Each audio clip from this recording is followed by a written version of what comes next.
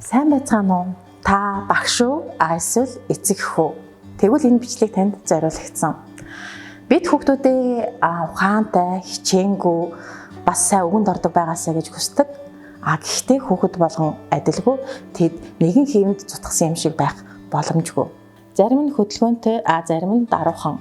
Зарим хүүхдүүд нь хичээлдээ сайн байж болох ч спорт сонирхтгүй ч юм уу тохиолдлууд байдаг.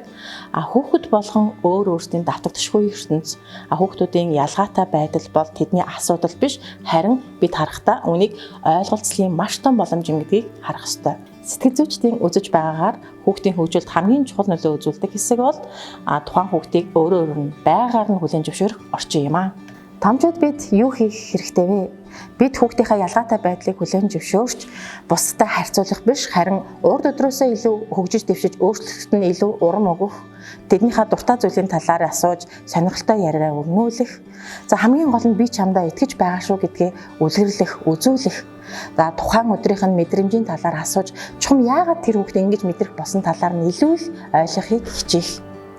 Ер нь томчуудын ганц хүүхдэд ойлгохыг хичээсэн зөвлөн үг тэр тэгэл ганцхан удаа зөвлөн харсан харц хүртэл хүүхдэд үн цэнтэй тусдаг. Тэд тухайн мөчөөс л өөрчлөгдөж өөртөө итгэлтэй болж эхэлдэг.